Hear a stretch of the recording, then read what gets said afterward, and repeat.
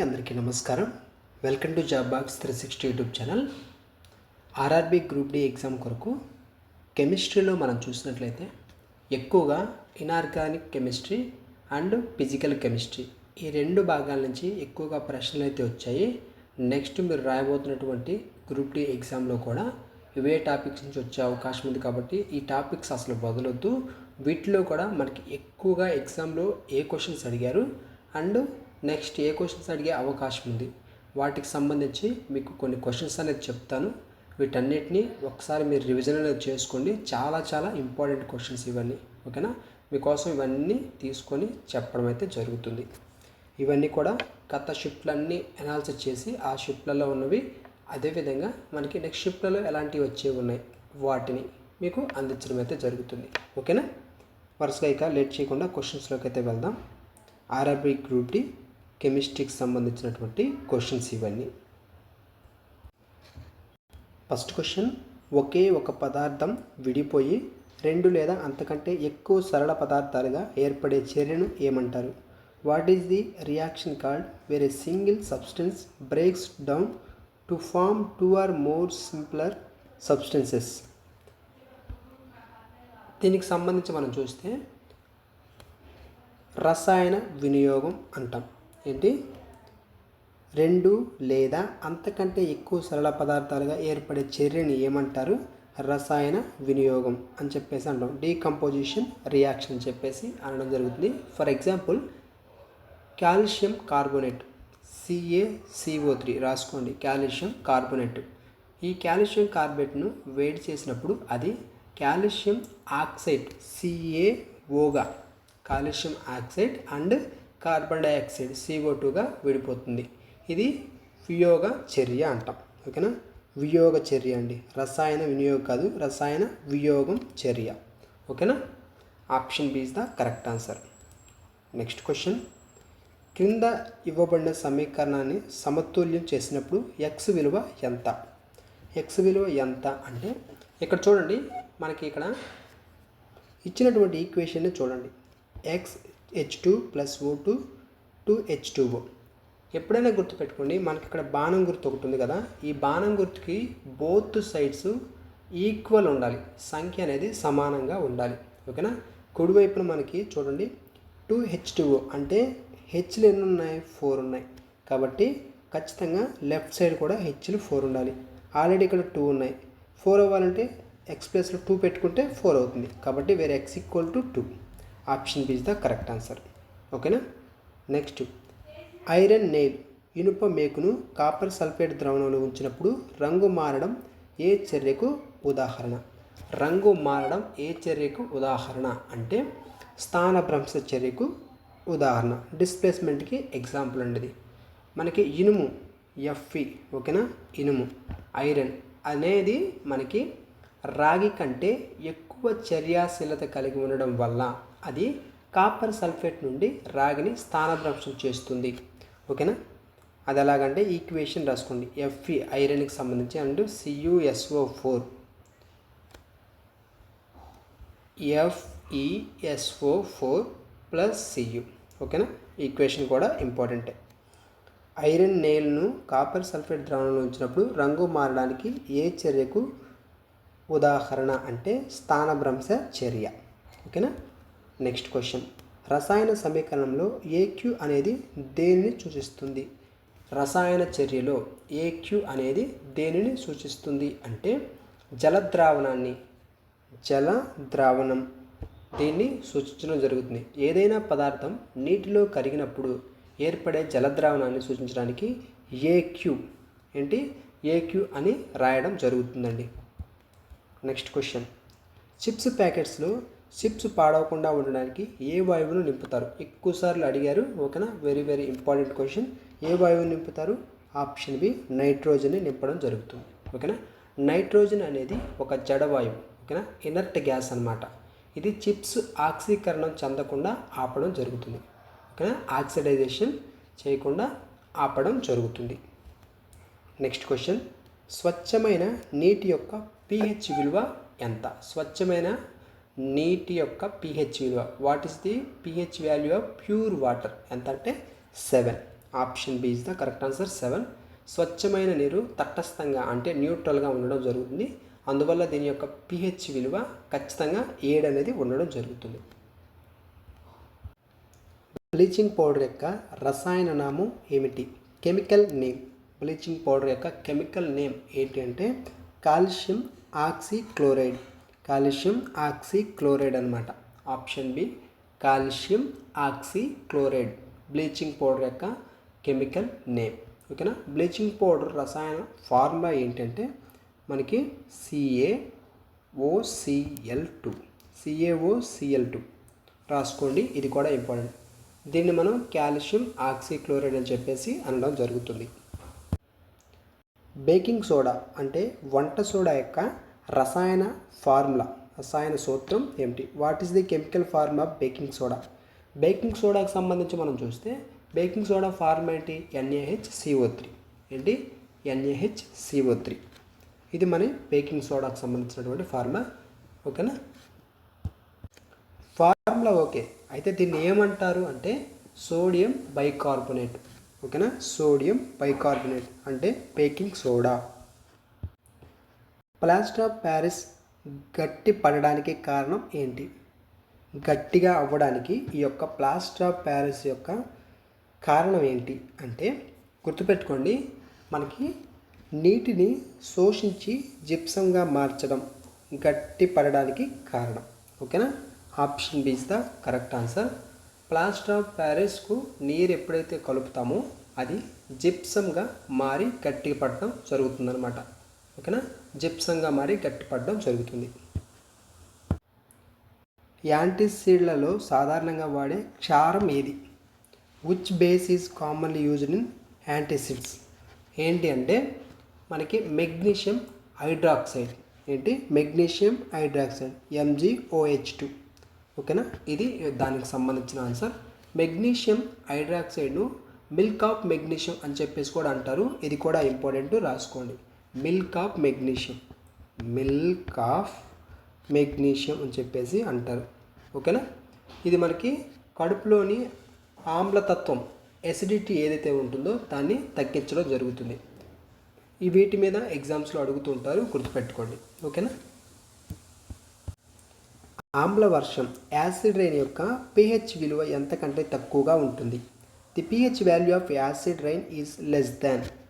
ఎంతకంటే తక్కువగా ఉంటుంది అంటే 5.6 కంటే తక్కువగా ఉంటుంది. 5.6 కంటే. ఇప్పుడు మనకి ఇక్కడ వర్షపు నీటి pH విలువ అనేది 5.6 కంటే తక్కువ నమోదైతే దాన్ని ఆమ్ల వర్షం అని చెప్పేసి అంటాం. యాసిడ్ రైన్ అని చెప్పేసి అనడం జరుగుతుంది, గుర్తుపెట్టుకోండి. ఓకేనా. ఇక్కడ చూడండి, టార్టరిక్ ఆమ్లం కింది వాటిలో దేనిలో లభిస్తుంది? టార్టరిక్ ఆమ్లం అనేది కింది వాటిలో దేనిలో లభిస్తుంది అంటే మనకి చింతపండులో లభించడం జరుగుతుంది. ఓకేనా. చింతపండులో లభిస్తుంది. వాయిస్ కొంచెం బాగాలేదు, అందువల్ల నేను చిన్నగా మాట్లాడుతున్నాను. కొంచెం అర్థం చేసుకోండి, జాగ్రత్తగా వినండి. ఓకేనా. చింతపండులో మనకి లభిస్తుందన్నమాట టార్టరిక్ ఆమ్లం. Option C is the correct answer. ఈ చింతపండు అండ్ ద్రాక్ష ఉంటుంది కదా, ద్రాక్ష కూడా మనకు పుల్లగా ఉంటుంది. చింతపండు పుల్లగా ఉంటుంది. ద్రాక్ష పండ్లలో కూడా మనకి టార్టరిక్ ఆమ్లం అనేది దొరకడం జరుగుతుంది. నిమ్మలో కూడా, నిమ్మలో మనకి నిమ్మకాయ ఉంది కదా, ఆ నిమ్మకాయలో సిట్రిక్ అనేది దొరుకుతుంది. ఓకేనా. సిట్రిక్ ఆమ్లం దేంట్లో ఉంటుందంటే నిమ్మకాయలో ఉంటుంది, నిమ్మలో ఉంటుంది, రాసుకోండి. ఓకేనా. అదేవిధంగా టమాటాస్ ఉన్నాయి కదా, ఈ టమాటాలో ఆక్సాలిక్ ఆమ్లం అనేది దొరకడం జరుగుతుంది. ఏంటి? ఆక్సాలిక్ ఆమ్లం అనేది టమాటాలో దొరుకుతుంది. నిమ్మలో సిట్రిక్ అనేది దొరుకుతుంది. ఓకేనా. ఆధునిక ఆవర్తన పట్టికను రూపొందించింది ఎవరు? మోడర్న్ పీరియాడిక్ టేబుల్ని రూపొందించింది ఎవరు అంటే గుర్తుపెట్టుకోండి, Henry Moseley. Option C is the correct answer. Henry Moseley పరమాణు సంఖ్య ఆధారంగా ఆధునిక ఆవర్తన పట్టికను రూపొందించడం జరిగింది. అటామిక్ నెంబర్ ఆధారంగా ఆధునిక ఆవర్తన పట్టిక, మోడర్న్ పీరియాడిక్ టేబుల్ని రూపొందించడం జరిగిందండి. ఓకేనా. Henry Mesly. Very very important, ఎగ్జామ్లో అడుగుతారు, చూసుకోండి. నెక్స్ట్ క్వశ్చన్, ఆధునిక ఆవర్తన పట్టికలో ఎన్ని గ్రూపులు మరియు పీరియాడ్లు ఉంటాయి? ఓకేనా, ఎన్ని గ్రూపులు మరియు పీరియాడ్లు అనేవి ఉంటాయి. ఇక్కడ చూడండి, ఆవర్తన పట్టికలో నిలువు వరుసలన్నిటినీ గ్రూపులు అంటాం. అంటే ఏవైతే వర్టికల్గా ఉంటాయో నిలువుగా, ఆ నిలువు వరుసలన్నిటిని ఏమంటాం మనం? గ్రూప్స్ అని చెప్పేసి అంటాం. అదే ఆర్జెంటల్గా, ఓకేనా, అడ్డంగా ఉన్నాయనుకోండి, వాటిని పీరియాడ్స్ అని చెప్పేసి అంటాం. ఓకేనా, వీటినేమో గ్రూప్స్ అంటాం, వీటినేమో ఆర్జెంటల్గా ఉంటే వాటినేమో పీరియాడ్స్ అని చెప్పేసి అంటాం. అయితే మనకి ఇక్కడ అడిగిన క్వశ్చన్ ఏంటి? ఆధునిక ఆవర్తన పట్టికలో ఎన్ని గ్రూపులు మరియు పీరియాడ్లు ఉన్నాయి అంటే మనకి గ్రూప్స్ వచ్చేసరికి 18 ఉన్నాయి. గ్రూప్స్ వచ్చేసరికి 18 అనేది ఉన్నాయి. అదే అడ్డు వరుసలో అయినటువంటి మనకి పీరియాడ్స్ అని చెప్పేసి చెప్పాను. సారీ, అవి మనకి 7 ఉన్నాయి. ఓకేనా, 18 గ్రూప్స్ 7 పీరియాడ్స్. ఓకేనా, 18 groups 7 periods. Option B is the correct answer. ఓకేనా, ఆవర్తన పట్టికలో అష్టక నియమాన్ని, లా ఆఫ్ ఆక్టోవస్ ప్రతిపాదించిన శాస్త్రవేత్త ఎవరు? Which scientist proposed the law of octaves? ఓకేనా, అష్టక నియమాన్ని ప్రతిపాదించింది ఎవరు? ఎవరు అంటే న్యూల్యాండ్స్. ఎవరు? న్యూల్యాండ్స్ అన్నమాట. న్యూల్యాండ్స్ ప్రతిపాదించడం జరిగింది. మనకి ఇక్కడ ఏంటంటే సంగీతంలోని స్వరాల, ఏవైతే సంగీతంలో స్వరాలు ఉంటాయో ఈ సంగీతంలోని స్వరాలు ఎలా అయితే ఉంటాయో అలాగే ప్రతి 8వ మూలకం ఏంటి? ప్రతి 8వ మూలకం మొదటి మూలకం యొక్క ధర్మాలను పోలి ఉంటుందని జానీ న్యూల్యాండ్స్ అనే వ్యక్తి చెప్పడం జరిగింది. ఓకేనా, న్యూల్యాండ్స్ అనేది గుర్తుపెట్టుకోండి. ఆధునిక ఆవర్తన పట్టికలో ఒక గ్రూప్లో పైనుండి కిందికి వెళ్ళే కొద్దీ పరమాణు పరిమాణం, అటామిక్ సైజు ఏమవుతుంది? అటామిక్ సైజు ఏమవుతుందంటే గ్రూపులో మనకి ఏంటి? గ్రూపులో పైనుండి క్రిందకి వెళ్ళే కొద్దీ మనకి కొత్త కక్ష అంటే సెల్స్ అంటాం కదా, షెల్స్ తోడవడం వల్ల పరమాణు పరిమాణం పెరగడం జరుగుతుంది. పరమాణు పరిమాణం ఇంక్రీజ్ అవ్వడం జరుగుతుంది. Option A is the correct answer. Atomic size అనేది ఏమవుతుంది? పెరుగుతుంది అన్నమాట. కింది వాటిలో ఏది హాలోజన్ కుటుంబానికి చెందినది కాదు? హాలోజన్ కుటుంబానికి చెందినది కాదు అంటే ఇక్కడ చూడండి, మనకి క్లోరిన్ కానీ బ్రోమిన్ కానీ ఇవన్నీ హాలోజన్ కుటుంబానికి చెందినవి. ఓకేనా, 17వ గ్రూపులో మూలకాలైనటువంటి ఫ్లోరిన్, క్లోరిన్, బ్రోమిన్, అయోడిన్. ఓకేనా, ఇవి మనకి 17వ గ్రూపుకి సంబంధించినవి. వీటిని హాలోజన్స్ అని చెప్పేసి అంటాము. అయితే ఇక్కడ ఇచ్చినటువంటి హీలియం ఉంది కదా, ఈ హీలియం అనేది మనకి 18th గ్రూపుకి సంబంధించింది. హీలియం 18th గ్రూపుకి సంబంధించింది. కాబట్టి ఈ 3 wrong answer. Option D is the correct answer. ఏంటి? హీలియం అనేది 18th గ్రూపుకి సంబంధించినటువంటిది. ఓకేనా, నోబెల్ గ్యాస్ అని చెప్పేసి కూడా అంటారు. గ్రూపుకు చెందినటువంటి నోబెల్ గ్యాస్, ఇనర్ట్ గ్యాస్. ఓకేనా, గది ఉష్ణోగ్రత వద్ద ద్రవరూపంలో ఉండే ఏకైక లోహం ఏది? Which is the only metal that exist in liquid state at room temperature? గది ఉష్ణోగ్రత వద్ద ద్రవరూపంలో ఉండే ఏకైక లోహం ఏది? ద్రవరూపంలో ఉండేది గుర్తుపెట్టుకోండి, మెర్క్యూరీ, పాదరసం. మెర్క్యూరీని మనకి Hg అంటాం. ఓకేనా, ఇది మనకి ఈ యొక్క పాదరసం లోహమైనప్పటికీ గది ఉష్ణోగ్రత వద్ద ద్రవ రూపంలో ఉండడం జరుగుతుందండి. అలోహాల్లో అయితే గుర్తుపెట్టుకోండి, వెరీ వెరీ ఇంపార్టెంట్, బ్రోమిన్ ద్రవ రూపంలో ఉంటుంది. అలోహాల్లో, నాన్ మెటల్స్లో బ్రోమిన్ ద్రవ రూపంలో ఉంటుంది. ఓకేనా, ఇక్కడ మనకి మెటల్ అన్నారు కాబట్టి మెర్క్యూరీ తీసుకున్నాం. అదే నాన్ మెటల్ అంటే వెరీ వెరీ ఇంపార్టెంట్, ఎక్కువసార్లు ఎగ్జామ్లో ఈ మధ్య ఇలా అడుగుతున్నారు. బ్రోమిన్ అనేది గుర్తుపెట్టుకోండి, నాన్ మెటల్లో ద్రవ రూపంలో ఉండేది బ్రోమిన్. కత్తితో సులభంగా కోయగలిగే అత్యంత మెత్తటి లోహం ఏది? Which very soft metal can be easily cut with a knife? మెత్తగా అంటే ఒక కత్తి తీసుకొని కోస్తే చాలా స్మూత్గా కోయగలిగేటటువంటి అత్యంత మెత్తటి లోహం అనేది అడిగారు. ఓకేనా, అది ఏంటి అంటే సోడియం. ఏంటి? సోడియం అన్నమాట. ఇక్కడ మనకి సోడియం ఒకటి, ఇంకొకటి ఇక్కడ మీకు ఇవ్వలేదు ఆప్షన్, మేబీ నెక్స్ట్ మీరు రాసేటప్పుడు ఇవ్వచ్చు. ఇది కూడా చెప్తాను చూడండి. మనకి సోడియం అండ్ నెక్స్ట్ వచ్చేసరికి పొటాషియం, కేతో డినోట్ చేస్తాం పొటాషియం. సోడియం అయితే NAతో డినోట్ చేస్తాం, గుర్తుపెట్టుకోండి. Na అంటే సోడియం, కే అంటే పొటాషియం. ఈ సోడియం అండ్ పొటాషియం అత్యంత చర్యాశీలత కలిగి ఉండడం జరుగుతుంది. చాలా మెత్తగా ఉంటాయి ఇవి. ఓకేనా, వీటిని కత్తితో కోయవచ్చు. ఎగ్జామ్లో సోడియం ప్లేస్లో పొటాషియం కూడా ఇవ్వచ్చు, జాగ్రత్తగా చూసుకోండి. ఓకేనా, కుదిరితే రాసుకోండి. లోహాల చర్యాశీలత శ్రేణిలో అత్యంత చర్యాశీలత గల లోహం ఏది? ఇప్పుడే మనం చూసాం. Option C potassium. ఓకేనా, కే డినోట్ చేసేది K. Option C is the correct answer. మనకి చర్యాశీలత శ్రేణిలో పొటాషియం అండ్ సోడియం అగ్రస్థానంలో ఉంటాయి. బంగారం అనేది అన్నిటికంటే తక్కువ చర్యాశీలత కలిగి ఉంటుంది. ఈ పాయింట్ కూడా ఇంపార్టెంట్. గోల్డ్ అనేది దాన్ని ఏయుతో డినోట్ చేస్తాం, ఏయు. ఓకేనా, గోల్డ్ అనేది అన్నిటికంటే తక్కువ చర్యాశీలత కలిగి ఉంటుంది. ఓకేనా, ఇత్తడి బ్రాస్ అనేది ఏ లోహాల మిశ్రమం ఏంటది? ఇత్తడి అనేది ఏ లోహాల మిశ్రమం అంటే రాగి మరియు జింక్, కాపర్ అండ్ జింక్కి సంబంధించినటువంటి లోహాల మిశ్రమం. ఓకేనా, రాగి మరియు జింక్ ఏంటి? రాగి సియు అండ్ జింక్ అంటే జెడ్ఎన్. ఓకేనా, ఈ రాగి మరియు జింకుల కలయిక వల్ల ఇత్తడి ఏర్పడడం జరుగుతుంది. కాపర్ అనేది ఏర్పడుతుంది. రాగి అండ్ టిన్ కలిస్తే కంచు, బ్రాంజ్ అంటాం కదా. ఈ బ్రాంజ్ అనేది రాగి and tin, copper and tin కలిస్తేనేమో బ్రాంజ్ వస్తుంది. అదే కాపర్ అండ్ జింక్ కలిస్తేనేమో ఇత్తడి వస్తుంది. గుర్తుపెట్టుకోండి. ఓకేనా, మనకి ఇక్కడ ఆన్సర్ కాపర్ అండ్ జింక్. విద్యుత్తును ప్రసరింపజేసే ఏకైక అలోహం నాన్ మెటల్ ఏది?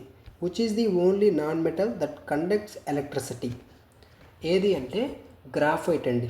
ఓకేనా, నాన్ మెటల్ విద్యుత్తును ప్రసరింపజేసే ఏకైక అలోహం ఏంటంటే గ్రాఫైట్. ఆప్షన్ బి గ్రాఫైట్ అనేది. ఓకేనా, గ్రానైట్ వేరు, గ్రాఫైట్. ఇక్కడ మనకి గ్రాఫైట్ అనేది ఏంటి? కార్బన్ యొక్క రూపాంతరం. ఈ గ్రాఫైట్ అనేది కార్బన్ యొక్క రూపాంతరం. అలోహాలు విద్యుత్ వాహకాలు కావు. గుర్తుపెట్టుకోండి, అలోహాలు అనేవి విద్యుత్ వాహకాలు కావు. కానీ గ్రాఫైట్లో స్వేచ్ఛ ఎలక్ట్రాన్లను ఉండడం వల్ల విద్యుత్తును ప్రసరింప చేయడం జరుగుతుంది. కాబట్టి గ్రాఫైట్ అనేది మనకి విద్యుత్తును ప్రసరింపచేసే ఏకైక అలోహం. ఓకేనా, సోడియం లోహాన్ని దేనిలో నిల్వ ఉంచుతారు? Sodium metal is stored in which liquid? దేంట్లో నిల్వ ఉంచుతారు అంటే ఈ యొక్క సోడియం లోహాన్ని మనకి కిరోసిన్ ఉంది కదా, మీకు రేషన్ బియ్యం ఇచ్చేటప్పుడు గతంలో కిరోసిన్ కూడా ఇచ్చేవారు. ఆ కిరోసిన్ ఉంది కదా, ఆ కిరోసిన్లో ఈ సోడియం లోహాన్ని స్టోర్ చేసి ఉంచడం జరుగుతుంది. ఓకేనా, సోడియం ఎందుకంటే ఈ యొక్క సోడియం గాలిలోని ఆక్సిజన్ అండ్ నీటితో అత్యంత వేగంగా చర్య జరిపి మండడం జరుగుతుంది అనమాట. ఓకేనా, గాలిలో మండుతుంది కాబట్టి దీన్ని కిరోసిన్లో భద్రపరచడం జరుగుతుంది. Option C is the correct answer, kerosene. Sodium అనేది ఎక్కడ స్టోర్ చేస్తారు? కిరోసిన్లో. నెక్స్ట్ క్వశ్చన్, ఇనుము తుప్పు పట్టకుండా జింకు పూత పూసే పద్ధతిని ఏమంటారు? మీరు చిన్నప్పుడు గమనించే ఉంటారు, చిన్నప్పుడే కాదు ఇప్పుడైనా కానీ మీరు ఐరన్ సంబంధించినటువంటి వర్కులు చేసే వాళ్ళకి బాగా అర్థమవుతుంది. అక్కడ ఏంటంటే ఇనుము అనేది మీరు పెయింట్ వేయకముందు ఎలా ఉంటుంది అంటే పెయింట్ వేయకుండా ఎక్కువ కాలం అలాగే ఉంటే అదేంటంటే తుప్పు పడుతుంది. ఓకేనా, అయితే ఇక్కడ మనకు క్వశ్చన్ ఏంటంటే ఇనుము తుప్పు పట్టకుండా జింకు పూత పూసే పద్ధతిని, జింకు అనేది పూస్తూ ఉంటారు కదా, పూసే పద్ధతిని ఏమంటారు అని చెప్పేసి క్వశ్చన్. ఏమంటారు అంటే గ్యాల్వనైజేషన్ అని చెప్పేసి అనడం జరుగుతుంది. ఏంటి గ్యాల్వనైజేషన్ అని చెప్పేసి అంటారు. ఇక్కడ ఇనుము వస్తువులపై సన్నని జింకు పొరను పూయడానికి గ్యాల్వనైజేషన్ అని చెప్పేసి అనడం జరుగుతుంది.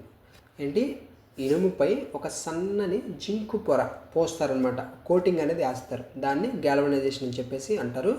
ఇది ఇనుము తుప్పు పట్టకుండా కాపాడడం జరుగుతుంది. ఓకేనా, ఆక్వా రీజియా ద్రవణాన్ని ఏ నిష్పత్తిలో తయారు చేస్తారు? వెరీ ఇంపార్టెంట్, గత సంవత్సరాల్లో కూడా అడిగారు. ఆక్వా రీజియా ద్రవణాన్ని ఏ నిష్పత్తిలో తయారు చేస్తారు అంటే 3:1 రేషియోలో తయారు చేయడం జరుగుతుందండి. ఓకేనా, ఇక్కడ హైడ్రోక్లోరిక్ యాసిడ్ అండ్ HNO3. ఓకేనా, HNO3 అంటే నైట్రిక్ ఆమ్లం. మనకి 3 భాగాల గాఢ హైడ్రోక్లోరిక్ ఆమ్లం HCl అండ్ 1 భాగం గాఢ నైట్రిక్ ఆమ్లం. అదే అక్కడ రాశారు 3:1 అనమాట. Option A is the correct answer. వీటిని కలిపితే అక్వా రీజియా ఏర్పడడం జరుగుతుంది.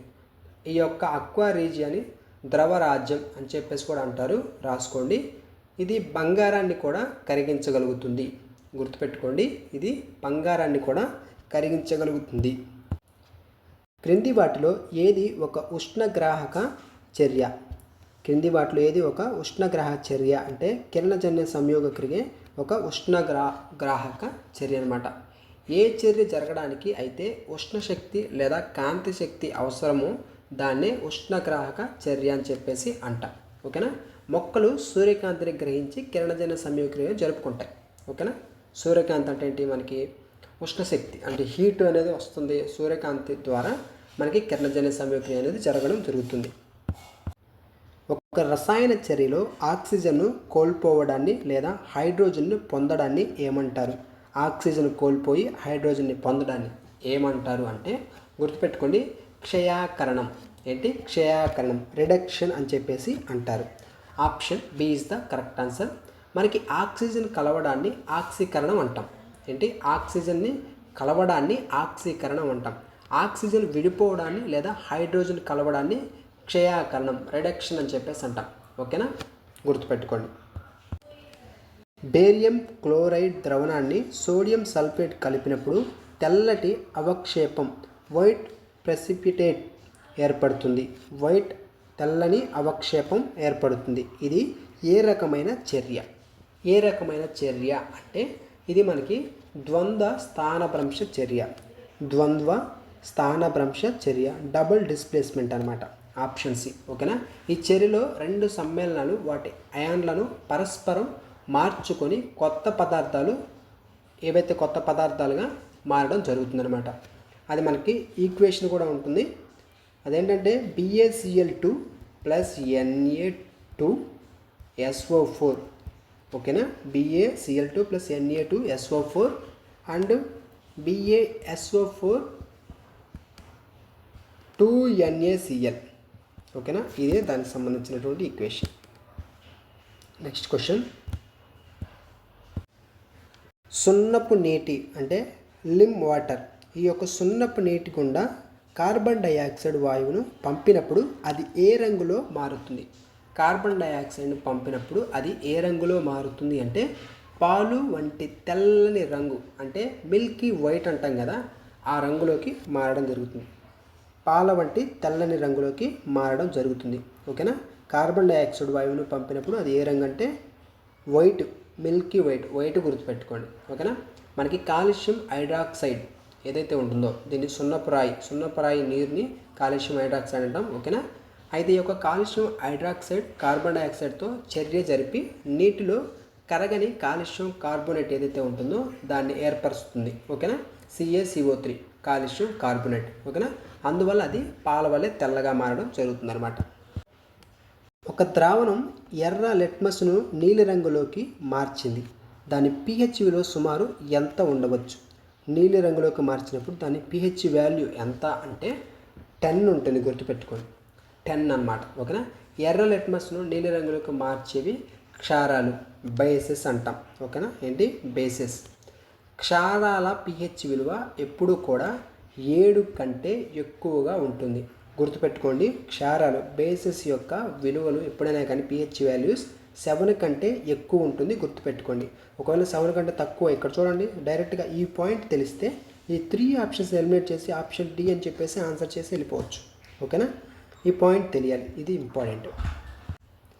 బట్టలు ఉతికే సోడా, వాషింగ్ సోడా యొక్క రసాయన సూత్రం ఏంటి? Washing soda chemical name. Washing సోడాకు సంబంధించి కెమికల్ నేమ్ ఏంటంటే Na2CO3 అండ్ 10H2O. ఇవి అసలు మీకు మైండ్లో ఫిక్స్ అయిపోవాలి. ఇవన్నీ ఈక్వేషన్స్ కొన్ని ఉంటాయి, వీటికి సంబంధించి ఒకవేళ వీడియో కావాలంటే వీడియో అని కామెంట్ చేయండి. నెక్స్ట్ సపరేట్గా ఈ కెమికల్ ఫార్ములాకి సంబంధించి ఒక వీడియో ఇస్తాను, చాలా ఇంపార్టెంట్వి. ఓకేనా. Na2CO3 10H2O very important. Washing సోడాకు సంబంధించిన ఫార్ములా. వాషింగ్ సోడా యొక్క chemical name sodium carbonate decahydrate. Deca అంటే ఏంటి? 10 కాబట్టి డెకా అంటాం. ఓకేనా. డెకాహైడ్రేట్. దాన్ని ఇలాగా మనం ప్రొనౌన్సియేషన్ అనేది ఇస్తాం. జిప్సమ్ను ఎంత ఉష్ణోగ్రత వద్ద వేడి చేస్తే ప్లాస్టర్ ఆఫ్ ప్యారిస్ ఏర్పడుతుంది? ప్లాస్టర్ ఆఫ్ ప్యారిస్ పిఓపి అనేది ఏర్పడుతుంది అంటే ఎంత వద్ద అంటే మనకి 100 డిగ్రీ సెల్సియస్ లేదా 373 కెల్విన్. ఓకేనా, option A is the correct answer. జిప్సమ్ను 100 డిగ్రీ సెల్సియస్ వద్ద వేడి చేసినప్పుడు అది తనలో ఉన్నటువంటి 1.5 అంటే 1.5 వంతు నీటి అణువులను కోల్పోయి ప్లాస్టర్ ఆఫ్ ప్యారిస్గా మారడం జరుగుతుంది. తేనెటీగ కుట్టినప్పుడు మనకు మంట మరియు నొప్పి పుట్టడానికి కారణమయ్యే ఆమ్లం యాసిడ్ అనేది ఏంటి? తేనెటీగలు మిమ్మల్ని ఎప్పుడైనా జీవితంలో ప్రతి ఒక్కరిని కొడుతుంది. జీవితంలో ఒక్కసారైనా తేనెటీగ కుట్టినప్పుడు చాలా నొప్పి అనేది వస్తుంది. ఆ నొప్పికి కారణమైనటువంటి యాసిడ్ ఏంటనేది ఎగ్జామ్లో అడిగారు. అది ఏంటి అంటే మెథనోయిక్ ఆమ్లం, మెథనోయిక్ యాసిడ్. ఓకేనా, ఫార్మిక్ ఆమ్లం అని చెప్పేసి కూడా అంటాం. Option C is the correct answer. ఇక్కడ ఇంకొక ఇంపార్టెంట్ పాయింట్ చెప్పాలి. తేనెటీగలు లేకపోతే చీమలు ఉన్నాయి కదా, చీమలు, ఈ చీమలు కానీ తేనెటీగలు కానీ ఈ రెండు వీటిలో ఏదైనా కుట్టినప్పుడు అవి మన శరీరంలోని ఫార్మిక్ ఆమ్లం ఏంటి ఫార్మిక్ ఆమ్లాన్ని లేకుంటే మెథనోయిక్ ఆమ్లాన్ని విడుదల చేయడం జరుగుతుంది. ఓకేనా, వెరీ వెరీ ఇంపార్టెంట్. ఈ క్వశ్చన్ చూడండి. మన నోటిలోని pH విలువ ఎంతకంటే తగ్గితే పళ్ళు పుచ్చిపోవడం మొదలవుతుంది? పళ్ళు పుచ్చిపోతున్నాయని చెప్తారు కదా. ఒకవేళ పళ్ళు పుచ్చిపోతున్నాయంటే కారణం ఏంటంటే గుర్తుపెట్టుకోండి, మనకి ఇక్కడ నోటిలోని pH వాల్యూ, నోట్లో pH వాల్యూ 5.5. ఓకేనా, 5.5 కంటే తక్కువ ఉందనుకోండి ఆమ్ల ప్రభావం అనేది పెరుగుతుంది. యాసిడిక్ ప్రభావం, యాసిడ్కి సంబంధించినటువంటి ప్రభావం పెరుగుతుంది. పళ్ళపై ఉండే గట్టి ఎనామియల్ పొర ఏదైతే ఉంటుందో అది దెబ్బతింటుంది అనమాట. దానివల్ల అప్పుడు ఏమవుతుంది, ఆటోమేటిక్గా పళ్ళు అనేది పుచ్చిపోతాయి, వీక్ అయిపోతాయి. ఎనామియల్ పొర దెబ్బతిందంటే వీక్ అయిపోతాయి, పుచ్చిపోతాయి. కాబట్టి మనకి ఇక్కడ pH వాల్యూ అడిగారు కాబట్టి 5.5. ఓకేనా, option C is the correct answer. Next question, టమాటాలో ఉండే ఆమ్లం ఏది? జస్ట్ మనం స్టార్టింగ్లో మాట్లాడాం. టమాటాలో ఉండేటటువంటి యాసిడ్ ఏది అంటే మనకి oxalic acid, oxalic acid. Option P is the correct answer. ఓకేనా,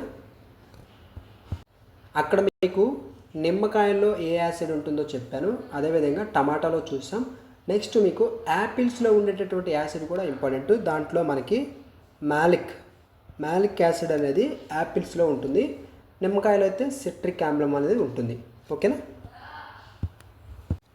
ఆధునిక ఆవర్తన పట్టికలో ఒకే గ్రూపునకు చెందిన మూలకాలలో కింది వాటిలో ఏది సమానంగా ఉంటుంది? ఏది సమానంగా ఉంటుంది? వాలెన్సీ ఎలక్ట్రాన్ సంఖ్య, నెంబర్ ఆఫ్ వాలెన్సీ ఎలక్ట్రాన్స్ అనేది సమానంగా ఉంటుందండి. ఓకేనా, ఒకే గ్రూప్లోని అన్ని మూలకాల బాహ్య కక్షలో ఉండేటటువంటి ఎలక్ట్రాన్ల సంఖ్య, వాలెన్సీ ఎలక్ట్రాన్లు సమానంగా ఉంటుందన్నమాట. ఓకేనా, ఎలక్ట్రాన్ల సంఖ్య సమానంగా ఉంటుంది. అందుకే వాటిని రసాయన ధర్మాలు ఒకేలా ఉండడం జరుగుతుంది. వాటి యొక్క రసాయన ధర్మాలు ఒకేలా ఉండడం జరుగుతుంది అనమాట. మనకి option B valency, number of valency electrons. Mendeleev ఆవర్తన పట్టిక దేని ఆధారంగా రూపొందించబడింది? మెండలీవ్ ఆవర్తన పట్టిక. ఓకేనా, Mendeleev periodic table was based on which property అంటే గుర్తుపెట్టుకోండి, పరమాణు ద్రవ్యరాశి. ఓకేనా, atomic mass. Option B atomic mass. మనకి మెండలీవ్ మూలకాలను వాటి పరమాణు ద్రవ్యరాశి అంటే ఏంటి? వెయిట్, బరువు అనమాట, భారం యొక్క ద్రవ్యరాశిల పెరుగుదల క్రమంలో అమర్చారు. కానీ ఆధునిక ఆవర్తన పట్టిక పరమాణు సంఖ్య ఆధారంగా రూపొందింది. ఇందాక మనం మాట్లాడుకున్నాం మోడర్న్కి సంబంధించి, అంటే ఆధునిక ఆవర్తన పట్టిక గురించి మాట్లాడాం. ఈ యొక్క ఆధునిక ఆవర్తన పట్టిక అనేది పరమాణు సంఖ్య ఆధారంగా. ఇక్కడ మనకి మెండలీవ్ మూలకాలను వాటి పరమాణు ద్రవ్యరాశుల పెరుగుదల క్రమంలో అమర్చారు. ఇక్కడ మెండలీవ్ ఆవర్తన పట్టిక దేని ఆధారంగా అంటే అటామిక్ మాస్. ఓకేనా, సింపుల్గా చెప్పాలంటే మెండలీవ్ ఆవర్తన పట్టిక అయితేనేమో అటామిక్ మాస్, అదే ఆధునిక ఆవర్తన పట్టిక అయితేనేమో పరమాణు సంఖ్య, అటామిక్ నెంబర్. డాబర్నీర్ త్రిక నియమం, లా ఆఫ్ ట్రైడ్స్ ప్రకారం 3 మూలకాలలో మధ్య మూలకం యొక్క పరమాణు భారం దేని సమానం? పరమాణు భారం దేనికి సమానం? దేనికి సమానం అంటే గుర్తుపెట్టుకోండి, మిగిలిన 2 మూలకాల పరమాణు భారాల సగటు ఏదైతే ఉంటుందో ఆ సగటుకు సమానం. యావరేజ్ ఆఫ్ ది అదర్ 2 అనమాట. Option C is the correct answer. ఇక్కడ మీరు గమనిస్తే మనకి ఉదాహరణకి LiNaK, ఓకేనా, సోడియం పొటాషియం ఇవేవైతే ఉన్నాయో ఈ యొక్క వీటిల్లో సోడియం, ఓకేనా, Na సోడియం భారం అనేది లిథియం పొటాషియంల భారం సగటుకు సమానంగా ఉంటుంది. ఓకేనా, సోడియం పొటాషియం అనేటి యొక్క భారం అనేది లిథియం పొటాషియం ఏవైతే ఉన్నాయో వీటి యొక్క భారాలకు సంబంధించినటువంటి సగటుకు సమానంగా ఉంటుంది.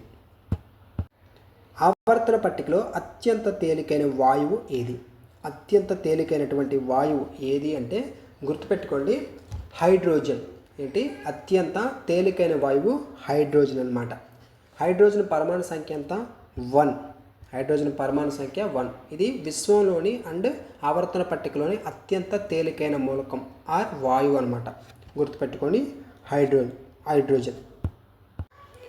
ఆధునిక ఆవర్తన పట్టికలో ఒక పీరియడ్లో ఎడమ నుండి కుడికి వెళ్ళే కొద్దీ ఎలక్ట్రోనెగటివిటీ అంటే రుణ విద్యుదాత్మకత ఏమవుతుంది? రుణ విద్యుదాత్మకత ఏమవుతుంది అంటే పెరగడం జరుగుతుందన్నమాట, ఇంక్రీజ్ అవుతుంది. పీరియడ్లో మనకి ఎడమ నుంచి, ఓకేనా, లెఫ్ట్ సైడ్ నుంచి రైట్ సైడ్కి వెళ్ళే కొద్దీ పరమాణు పరిమాణం తగ్గడం వల్ల ఎలక్ట్రాన్లు ఆకర్షించే స్వభావం ఏదైతే ఉంటుందో ఈ ఎలక్ట్రో నెగటివిటీ అనేది పెరుగుతుంది. రుణ విద్యుతాత్మకత అనేది పెరగడం జరుగుతుందన్నమాట. ఇవన్నీ చాలా చాలా ఇంపార్టెంట్ క్వశ్చన్స్ అండి. నెంబర్ ఆఫ్ టైమ్స్ రిపీట్ అవుతున్నటువంటి క్వశ్చన్స్. ఫస్ట్ ఆఫ్ ఆల్ వీటన్నిటిని మీరు చదువుకోవాలి, ఎందుకంటే ఎగ్జామ్లో కంపల్సరీగా ఈ టైప్ ఆఫ్ క్వశ్చన్సే మ్యాక్సిమం వస్తాయి. ఓకేనా, కొంచెం మీకు మీడియం టు హై లెవెల్లో క్వశ్చన్ పేపర్ ఉండాలంటే కొంచెం డెప్త్గా కూడా అడుగుతారు, గుర్తుపెట్టుకోండి. ఓకేనా, మనకి వాట్సాప్కి సంబంధించినటువంటి అఫీషియల్ జాబ్ బాక్స్ 360 అనే ఛానల్ ఉంది. అదేవిధంగా జాబ్ బాక్స్ 360 అని టెలిగ్రామ్ ఛానల్ కూడా ఉంది.